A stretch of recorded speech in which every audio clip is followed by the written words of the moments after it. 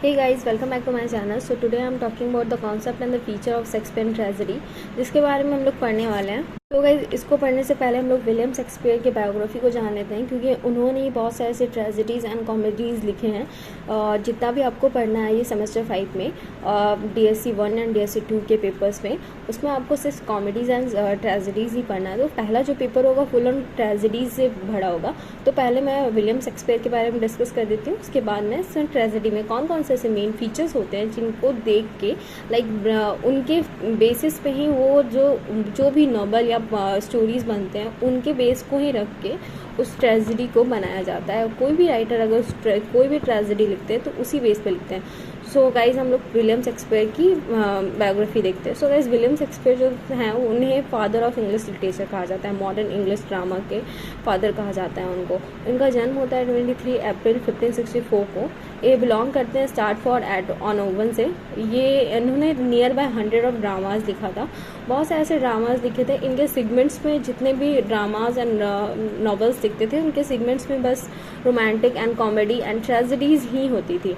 Mostly जो इनकी specialisation था लाइक शेक्सपियर का, उनका स्पेशलाइजेशन ट्रेजिक प्ले ही था। ड्रामेटिस्ट जो थे इनकी मृत्यु हो जाती है 23 अप्रैल 1660 को। सो गाइज अब हम लोग आने वाले हैं स्टेप बाय स्टेप कि कौन कौन से ऐसे फीचर्स होते हैं जिनको देख के ट्रेजेडीज़ फॉलो की जाती है। सो गाइज सबसे पहले हम लोग ये जान लेते हैं कि ट्रेजेडी होता क्या है और ट्रेजेडी आया कहाँ से था। सो ट्रेजेडी एक ग्रीक वर्ड है जो कि ग्रीक मैथोलॉजी से आया था। इसे ट्रेजिडियो नाम था इसका। बाद में इसमें बहुत सारे पहले स्टार्टिंग में इस पर सिर्फ सॉन्ग्स मेक किए जाते थे। एट द एंड इसमें बहुत सारे नॉवल स्टोरीज़ मेक किए जाने लगे। और इसमें मोस्टली जो होते हैं बहुत ज़्यादा क्लासिक होता है, क्लासिक लिटरेचर से जुड़ा होता है।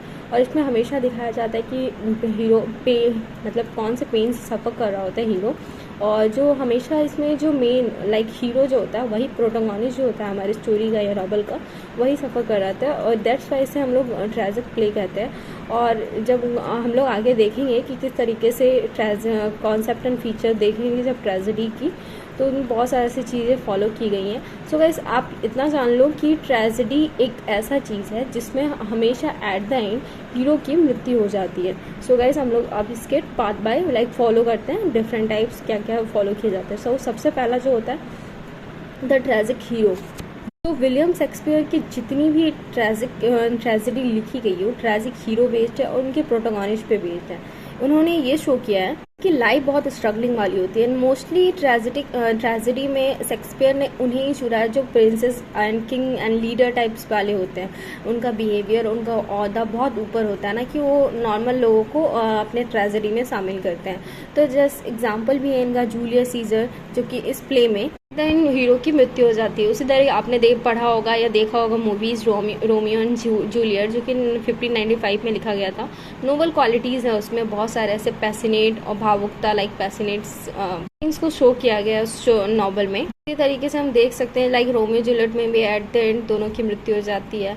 उसी तरीके से शेक्सपियर ने बहुत सारे ऐसे ट्रेजिक प्ले लिखे हैं, शेक्सपियर का ओथेलो हो गया, मैकबेथ हो गया, King Lear, Romeo Juliet, Julius and Caesar, Hamlet. इस सारी जो एग्जाम्पल्स है सारी की सारी ट्रेजेडी है जो कि विलियम शेक्सपियर के द्वारा लिखा गया है। ये तो फर्स्ट एग्जाम्पल था ट्रेजिक हीरो के बारे में। अब हम लोग आते हैं सेकेंड एग्जाम्पल, जो कि इस बेस पे हमारे ट्रेजिक प्ले को लिखा जाता है।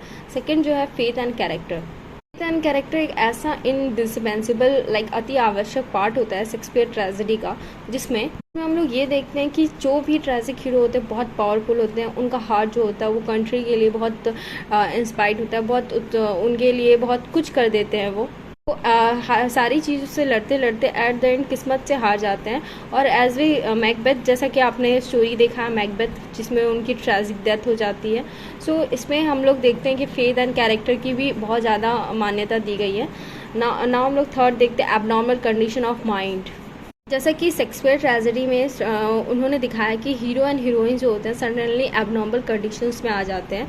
उनका माइंड जो होता है इंस्टेंट काम करना बंद कर देता है। वो किसी और के कैरेक्टर पे, किसी और की बातों पे कोई डिसीजन नहीं ले पाते और किसी को भी मार काट करवा देते। आप पढ़ोगे ओथेलो में उन्होंने अपनी खुद की वाइफ पे शक किया था और उसको मार दिया था।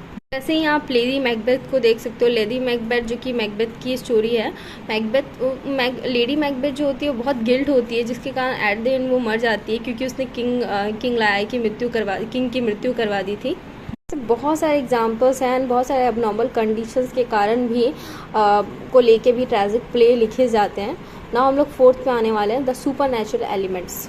जो सुपर नेचुरल एलिमेंट्स है वो बहुत इंपॉर्टेंट एलिमेंट है शेक्सपियर ट्रेजेडी की। मैकबेथ हमेशा बहुत बिगेस्ट एग्जांपल है सुपर नेचुरल एलिमेंट्स के। Here you can see that the supernatural elements जो है the tempest, the ghost, the 3 witches and the wines etcetera, बहुत सारे एग्जाम्पल्स हैं। और आप मोस्टली अभी जो पढ़ोगे शेक्सपियर की ट्रेजेडी, उसमें आप मैकबेथ में देखोगे उसमें 3 विचेस हैं जिनका एग्जाम्पल दिया गया है। वो उन्होंने 3 भविष्यवाणी की, 3 एस्ट्रोलॉजी की थी और कहा था कि ये सच होगी। तो ये भी एक सुपर नेचुरल एलिमेंट्स भी एग्जाम्पल है ट्रेजिक प्ले का। सो उसके ऊपर भी बनाया गया है। लाइक मैकबेथ बहुत बड़ा एग्जाम्पल है सुपर नेचुरल एलिमेंट्स का, आप देख सकते हो। नाउ हम लोग फिफ्थ देखते हैं, कॉन्फ्लिक्ट एक बहुत वाइटल रोल है हमारे शेक्सपियर ट्रेजेडी में, जिसमें 2 पैशनेट आइडियाज़ जो होते हैं, 2 पार्टीज़ होते हैं ट्रेजिक प्ले में।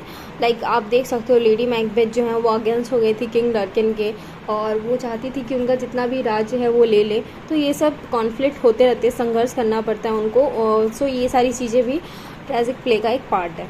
नाउ इसका जो एक लास्ट एंडिंग पार्ट है, moral vision. Like tragic play में आपको डिप्रेसिंग वाली कोई चीज़ें नहीं मिलेंगी। इन शेक्सपियर जितने भी ट्रेजेडी लिखते हैं वो सारी की सारी इंस्पायरेशन बेस्ड होती है, ना कि डिप्रेसिंग बेस्ड होती है। तो शेक्सपियर ट्रेजेडी ये दिखाता है कि उनका मोरल विजन जो होता है बहुत क्लियर होता है। उन्होंने अपने कैरेक्टर्स में बहुत सारे ऐसे ओन फेथ एंड बहुत सारे ऐसे कैरेक्टर्स एंड बहुत सारे ऐसे इंस्पायरेशन कैरेक्टर्स को डाला होता है, जिसके कारण आप इंस्पायर होकर इससे पढ़ सकते हो और देख सकते हो उनकी मूवीज़। तो इस हिसाब से हम कह सकते हैं कि शेक्सपियर की जितनी भी ट्रेजेडी है सारे के सारे इंपॉर्टेंट रोल प्ले करते हैं हमारे ट्रेजिक प्ले को लिखने में या समझने में। So I hope you like my videos guys, क्योंकि ये सारी जो है